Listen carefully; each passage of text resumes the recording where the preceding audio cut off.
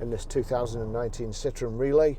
So from any screen we need to go to Bluetooth, and then we're watching out at the bottom for Bluetooth. But in the meantime, we go over here.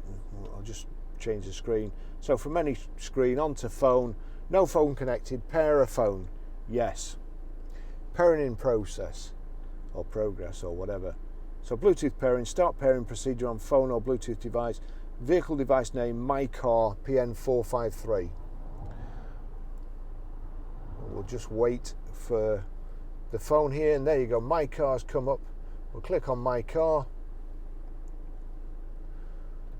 Bluetooth pairing request 199248.